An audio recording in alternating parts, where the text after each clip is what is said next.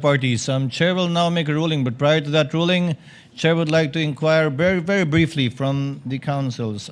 First, for the council for respondent, may the court know when the respondent was married to her spouse and what is the property regime governing their marriage? Your Honor, I believe they were married, but let me just check the facts just to be sure, but I think it was 2007.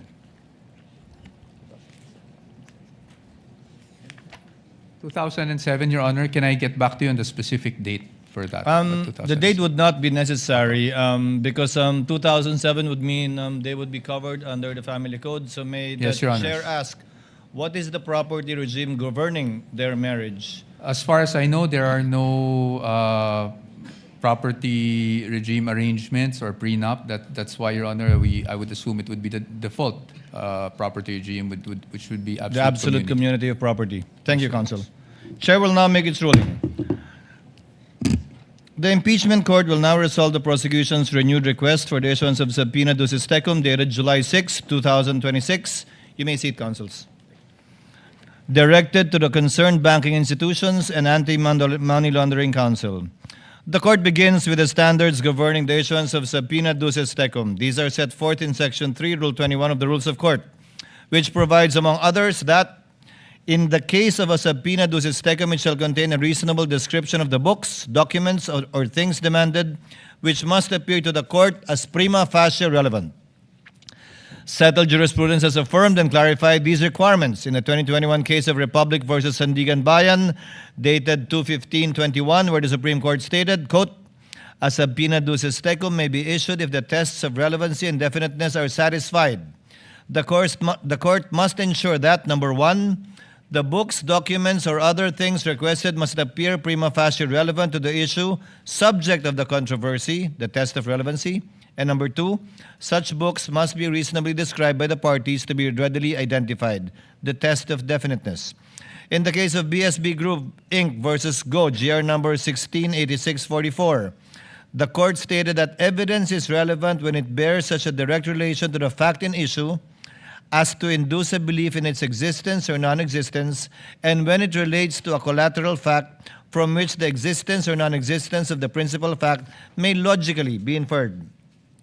These requirements are intended to ensure that the subpoena is not used, as mentioned earlier and discussed earlier, as a tool for a fishing expedition as held in Apostol versus Lubingan Rafael, GR number 260640, dated October 1, 2025.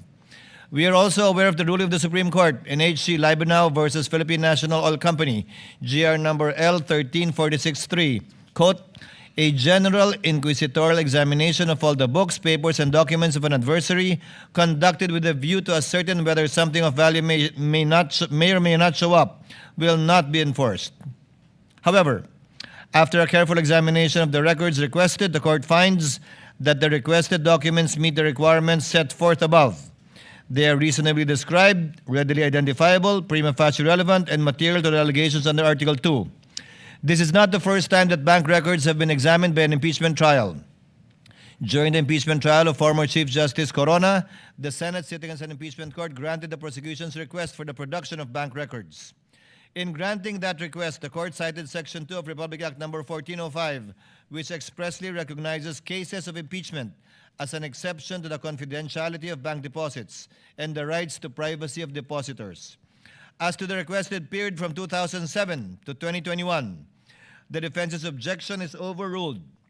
The respondents' invocation of what they refer to as offenses in term, quote unquote, in their memorandum, doctrine in Duterte versus HOR, does not avail. First, the documents requested under the subpoena ducis tecum will not be used to allege additional independent impeachable offenses. The court will not allow this in adherence to the doctrine laid down in Duterte v. HOR, as this will violate the respondent's right to be informed of the nature and cause of the accusations against her and her rights to due process at every stage of the proceedings. Rather, the court will only allow these records to be used to establish a factual baseline against which the respondent's assets, financial transactions, and business interests during her present term may be assessed. Establishing such a factual baseline is recognized in settled jurisprudence involving allegations that a public officer's wealth is manifestly disproportionate to the lawful income and financial capacity of the officer and the officer's spouse. As held by the Supreme Court in Concerned Taxpayer versus Doblada Jr., dated 8 June 2005, quote, in determining whether the properties acquired were manifestly out of proportion to the lawful income of the spouses necessarily requires comparing their value with the spouse's salaries, benefits, other lawful income, and revenues from legitimately acquired properties or businesses. Further, in the case of Ombudsman V. Bernardo, GR number 18-1598, quote, respondents' beginning net worth must be considered for purposes of determining whether his disposable income was more than sufficient to justify his property acquisitions and foreign travels for the covered period, and whether he possesses the financial capability to acquire or purchase properties as reported in his SAL-N. Quote, such net worth of the respondent as declared in the statement filed by him or her from the first day of his employment with the government shall be considered as his true net worth as of such date for purposes of determining his capacity for future property acquisitions during his tenure as a public officer. Any unexplained increase in his net worth thereafter may fall within the ambit of the presumption provided for in Republic Act number 1379. The production, therefore, of the records from 2007 to 2021 is authorized strictly for that limited purpose only. Their admissibility and evidentiary use shall remain subject to the prosecution establishing their connection to the alleged unexplained wealth during the respondent's present term in relation only to Article 2 of the Articles of Impeachment. Now, with regard to the bank records held separately by Attorney Manasseh Carpio and jointly by him and the respondent, the defense's objection is likewise overruled. The respondent's reliance on Republic v. Eugenio is unavailing. That case involved only an ordinary civil inquiry into spousal assets that were not statutorily aggregated. On the other hand, Section 8 of Republic Act number 6713 requires public officials to disclose their assets, including that of their spouses. Their financial interests are therefore statutorily intertwined for purposes of disclosure. Respondent likewise insists on the separate legal personality and distinct right to privacy of Attorney Carpio, but this is likewise untenable. Article 75 of the Family Code explicitly provides, which is why the presiding officer earlier asked the property regime governing them, in the absence of a marriage settlement or when the regime agreed upon is void, the system of absolute community of properties established in this code shall govern. Under this regime, Article 91 dictates that community property shall consist of all the property owned by the spouses at the time of the celebration of marriage or acquired thereafter. Furthermore, the Family Code imposes a strict statutory presumption under Article 93, which mandates that property acquired during the marriage is presumed to belong to the community unless it is proved that it is one of those excluded therefrom. The law is clear on the matter. The legal necessity of examining the financial records of Attorney Carpio is firmly cemented by the default property regime of absolute community of property governing his marriage to the respondent. Absent any proof of a different property regime governing their marriage, any funds deposited in the bank accounts of Attorney Carpio are legally presumed to form a single, indivisible mass of community property jointly owned with the respondent vice president. Because Philippine civil law legally merges their assets, properties, and income into a single absolute community, it is a legal and mathematical impossibility to determine the respondent's true net worth or lawful income without examining the bank accounts of her husband. Investigating Mr. Carpio's financial records is therefore not an unwarranted intrusion into a third party's privacy, but an absolute legal prerequisite in determining the actual aggregated wealth of the respondent. The defense likewise invokes the Data Privacy Act, classifying the records as sensitive personal information, requiring strict scrutiny, quote-unquote, citing Zoleta versus Ombudsman. The court, however, in Zoleta did not really use the phrase strict scrutiny, but said strict adherence to the Data Privacy Act. Accordingly, Section 16B of the Data Privacy Act expressly states that the right to privacy does not apply when personal information is needed pursuant to a subpoena. Furthermore, Rule 5, Section 22F of the DPA, Data Privacy Act implementing rules, expressly permits the processing of sensitive information, personal information, when provided to government or public authority pursuant to a constitutional or statutory mandate, and when necessary for the protection of lawful rights, interests in court proceedings. Now, as to the 21 listed corporate entities and partnership, the requests are granted with respect only to 19 corporate entities and partnership. The respondent's connection to these entities is prima facie shown by the general information sheets in the articles of partnership, which have been pre-marked in evidence, and by her admitted sal-ens from 2022 to 2025. The request, therefore, is not considered as a fishing expedition, and subpoenas may issue for their peso-denominated accounts strictly only in relation to Article 2. However, the request directed to banking institutions concerning JTC Group of Companies and Pikimong Philippines Corporation are denied. Their general information sheets do not identify the respondent or her spouse as shareholders, and the prosecution at this time failed to show either a direct business interest or a clear and convincing basis to disregard their separate juridical personalities.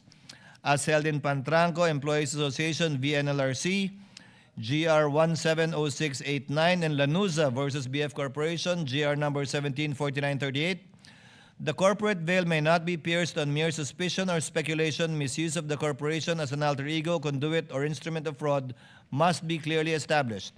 Absent such proof, these entities cannot be subjected to the compulsory process intended for another. As to the request for subpoena against the partnership of Carpio Lawyers, the same is granted with the following reservation: in adherence to Subido versus Pagante Certeza Mendoza and Binay Law Offices versus Court of Appeals, GR number 216914. The chair notes the practical reality that an examination of a law firm's bank accounts may incidentally disclose sensitive information relating to its clients and legal engagements. The court acknowledges that the partnership and/or the clients of Carpio Lawyers may seek appropriate remedies and to challenge compliance with applicable legal requirements, particularly in light of the potential legal implications, including concerns relating to attorney-client privilege, which may also be raised during the trial proper. Furthermore, the court must draw a legal firm line regarding foreign currency deposits. Foreign currency deposits are governed by Republic Act number 6426, particularly Section 8, which recognizes only one exception to confidentiality: the written permission of the depositor. This is also guided by the President, arising from the 2012 Corona impeachment trial. On February 19, 2012, the Supreme Court issued a temporary restraining order in PS Bank versus Senate Impeachment Court, GR number 200-238, enjoining the Senate from opening the Chief Justice's Corona dollar accounts in the absence of a written waiver of the depositor. Accordingly, insofar as the request covers foreign currency deposits of the respondent, her spouse, separately or jointly, as well as the corporation and partnership, it is denied. Such accounts shall be excluded unless and until a written consent of the respective depositors is produced. The court now turns to the records held by the AMLC, or Anti-Money Laundering Council. As to the request directed to the Anti-Money Laundering Council, the same are granted with respect to the respondent, her spouse, and the 19 entities and one partnership for which a prima facie connection has been shown through the pre-marked general information sheets, articles of partnership, and the respondent's admitted sal-ens. However, the requests as to JTC Group of Companies and Pikimong Philippines Corporation are denied for failure at this stage to establish a prima facie link, the respondent or her spouse and said entities, or any sufficient basis to disregard their separate juridical personalities as previously stated. The defense vigorously argues that AMLC is absolutely shielded from this court's compulsory process by the confidentiality provisions of Section 80 of the Anti-Money Laundering Act, as amended, and warrants that compliance would expose AMLC officers to criminal sanctions for breach of confidentiality. The court, however, finds this argument unavailing. Section 8A regulates unauthorized and arbitrary disclosures by AMLAC personnel. It does not and constitutionally cannot nullify the lawful subpoena powers of the Senate sitting as an impeachment court, where compliance with the lawful constitutional subpoena is a justifying circumstances that, if at all, would extinguish any penal liability under Article 11, Paragraph 6 of the Revised Penal Code for any person acting in obedience to an order issued by a superior or some lawful purpose. In the landmark case of Republic versus Sandigan Bayan, GR 2322724, the Supreme Court explicitly rejected the AMLC's attempt to quash a subpoena ducis tecum, ruling verbatim, quote, "The Anti-Money Laundering Council is not merely a repository of reports and information on covered and suspicious transactions. It was created precisely to investigate and institute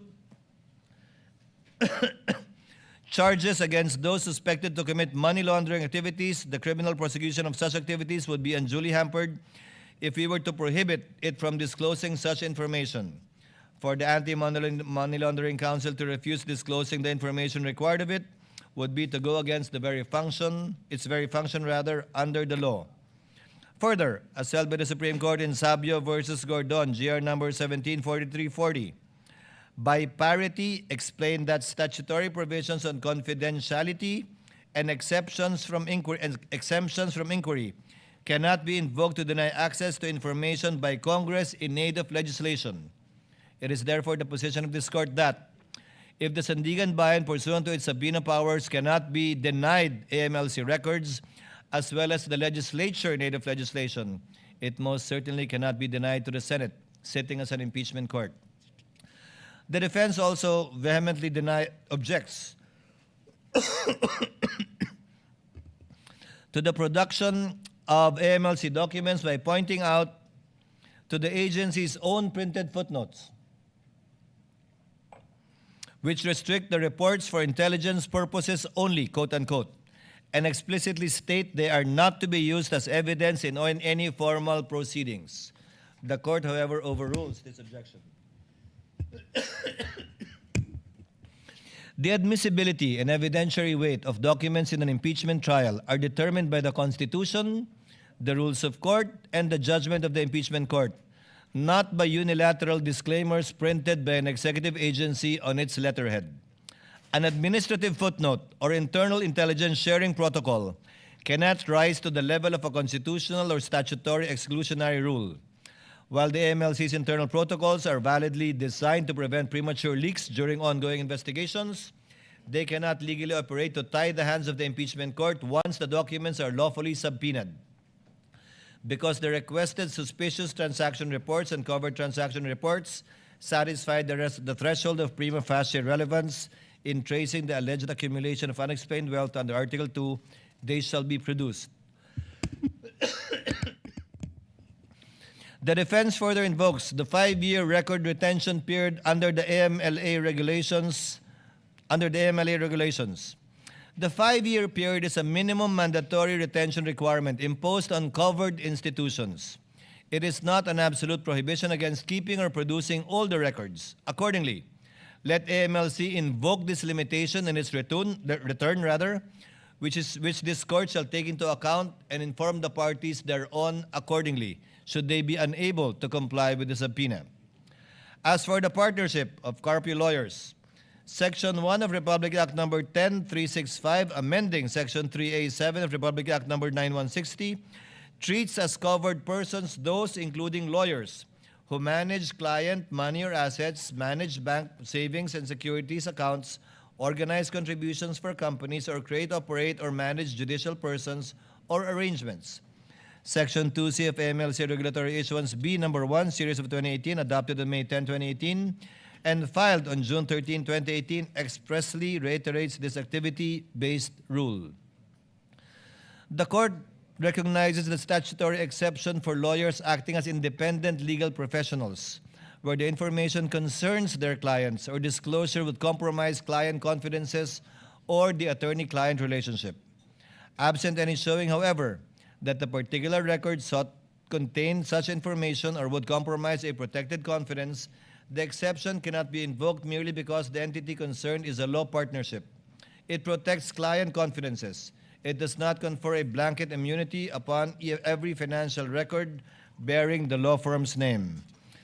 The request for the issuance of subpoenas for the identified financial records, therefore, pertaining to Carpio lawyers is granted.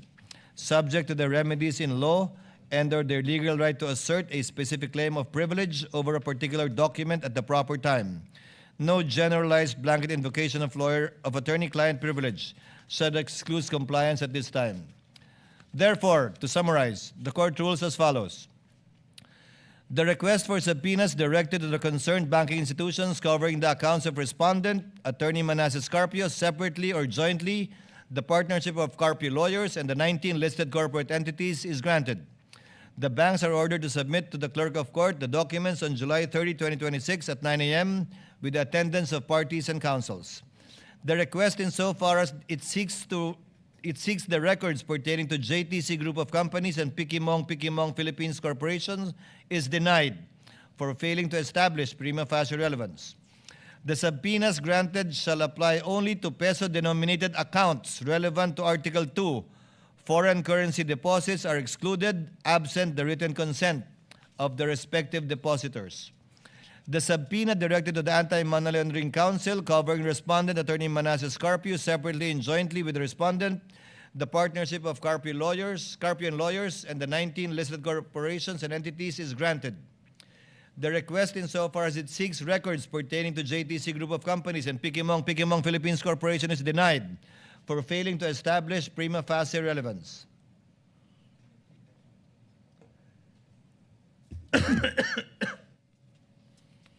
Finally, the court is cognizant of the Supreme Court ruling in Almonte v. Vasquez, GR 95367, where it stated that a government privilege against disclosure is recognized with respect to state secrets, and it is not amiss to state that even matters of national security have been inquired into in appropriate in-camera proceedings by the court.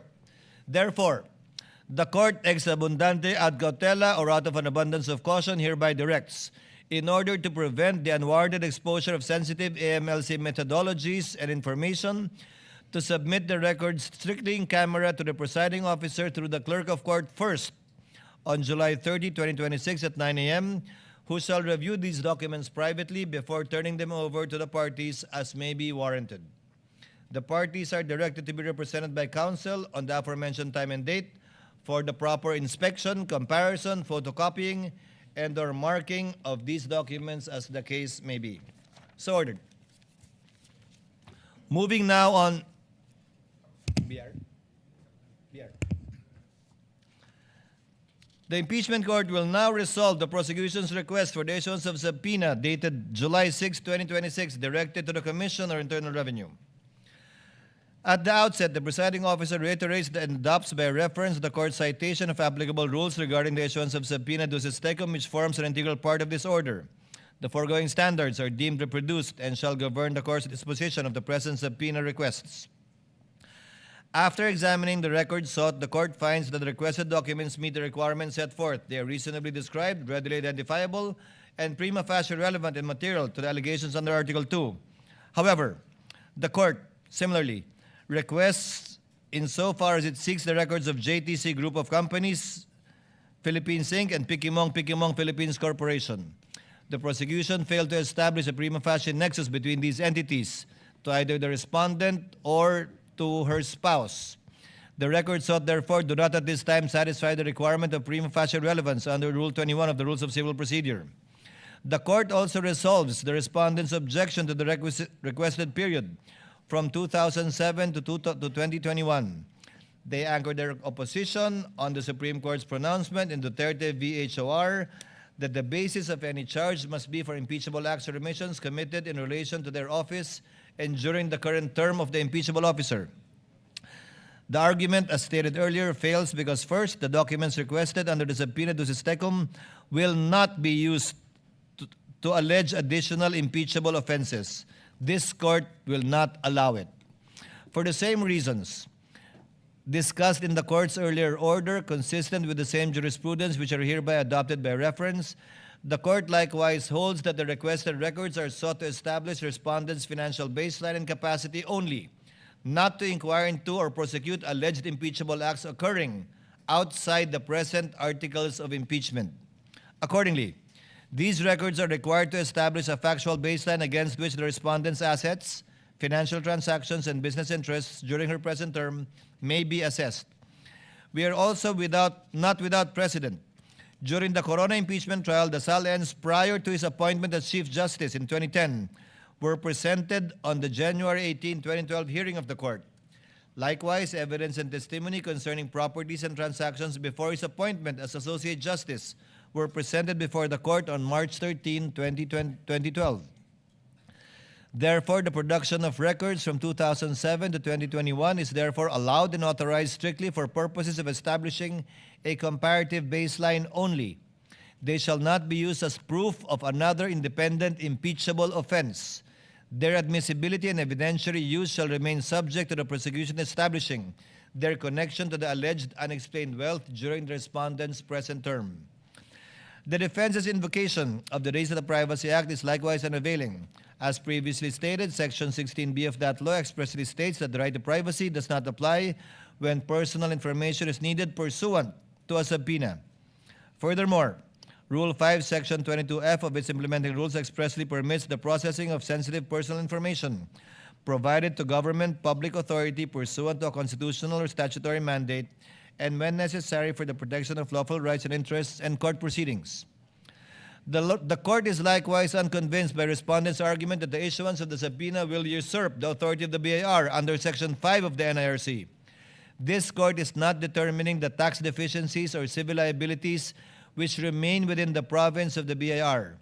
It is exercising its constitutional mandate to determine public accountability under the Articles of Impeachment. Neither does dependency of a BIR audit suspend or limit the Senate's exclusive jurisdiction to try impeachment cases. The respondent invokes Section 270 of the National Internal Revenue Code to prevent the production of the requested records. The objection is overruled in part. The Supreme Court expressly ruled in Dipad v. Spouses Olivan, GR 168771, that Section 270, quote, of the NIRC obviously does not address the confidentiality of ITRs. It merely penalizes the unauthorized disclosure of taxpayer information, except as otherwise provided for by law. It does not bar the production of the documents. However, the respondent correctly invokes Section 71 and other provisions of the NIRC which recognizes only 3 instances in which a taxpayer's records may be opened for inspection. Number 1, upon order of the President or authorization of the President. Number 2, upon the request of a foreign tax authority with the approval of the President. Or number 3, upon the taxpayer's waiver. Nevertheless, the existence of these statutory limitations does not at this stage preclude the issuance of the requested subpoena. The issuance of subpoena is merely a preliminary procedural step and does not by itself authorize the disclosure, inspection, or admission of the requested tax records into evidence. In fact, this issuance is the order that shall set, if at all, things in motion. Upon service, the BIR Commissioner may refuse compliance, very much like what they did with the House, or comply by invoking any of the exceptions under the NIRC as previously mentioned, without a satisfactory showing of faithful compliance with any of the enumerated exceptions. This court shall not receive any subpoenaed records from the BIR, similar to what was done when the sealed box ordered by this court to be returned to them. There is also a precedent during the 2012 Corona impeachment trial. The Senate issued the subpoena and thereafter awaited the return of the BIR Commissioner. The requested records were produced only after the requisite presidential authorization had been obtained, one of the recognized exceptions under Section 71 of the NIRC. The respondent, however, is not without recourse nor remedy. In the event the requested tax records are lawfully produced pursuant to any of the statutory exceptions, the respondent may at the appropriate stage of the proceedings raise any and all objections concerning their relevance, materiality, authenticity, admissibility, and other evidentiary infirmities. The issuance of subpoena should not be construed as a ruling on the admissibility of the documents ultimately produced. On this basis, the subpoena shall therefore be issued, and we shall await the return of the BIR Commissioner, at which time the court shall take such action as may be deemed necessary and appropriate. Accordingly, in view of the foregoing, the request for the issuance of subpoena directed to Commissioner Carlito Martin R. Mendoza of the BIR is hereby granted. The request insofar as it seeks the records pertaining to JTC Group of Companies, Inc. and Pikimong Philippines Corporation is hereby denied for failure to satisfy the requirement of prima facie evidence. The Commissioner is directed to make the appropriate return to this court in accordance with the law on July 30, 2026 at 9 a.m. before the Clerk of Court. The court shall await the return before taking any further action as may be warranted. The parties are likewise directed to be represented by counsel on the aforementioned time and date for inspection, comparison, photocopying, and or marking as the case may be. So ordered. Senator Judge Alan Cayetano is recognized. Thank you were for seeking that recognition earlier. exhaustive ruling, Mr. Presiding Officer. I won't ask you to repeat it. Because you explained both in the caucus and here that there are only two motions. There are parts, I'm talking about myself first, but I think some feel the same way. There are some parts that we agree, some parts we disagree. For example, to subpoena the certain records between 2022 to 2026. Then in my case, I agree with the know your client opening balance just for reference so that you have a starting point. So may I suggest that instead of objecting, I don't know if I'm alone or with others, I will not manifest anymore, but may I submit in writing which parts of the ruling I disagree, and if anyone wants to either manifest or submit in writing.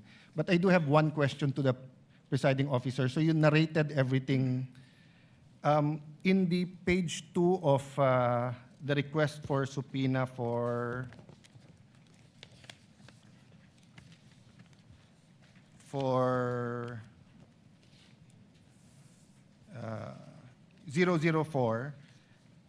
nakalagay, all records filed with, submitted to, or maintained by the BIR for taxable year 2007 to 25, including but not limited to. So sinabi 1, 2, 3, 1 and 2, pero not limited to. The other one, 4, page 4 of the request number 004-2026. Sorry, that's the case number. So the other one is to the, this one's to the anti-money laundering. Nakalagay po sa page 4, and all other relevant documents. So I just like to ask, was your narration exclusive? Because you did say that it's specific enough, but I don't think specific yung all other relevant. The test of if it's definite is that wala nang iisipin yung pinadalan mo ng subpoena. So kung anong nire-rate, yun ang kukunin. That is a common practice perhaps used by lawyers, but the understanding of the court, and let this be part of the ruling of the court, is that only the documents specifically mentioned Thank you for and will not include that catch-all phrase, because I doubt too if the banks, the BIR or AMLC would be able to supply the and such others unless it was specified. So with the permission of the court, I'll submit my, where I agree and disagree. Permission granted, and any other senator judge who wish to submit the written explanation in regard to the twin orders may do so. Senator Judge Marcos and Legarda are both raising their hands, so the same applies to them.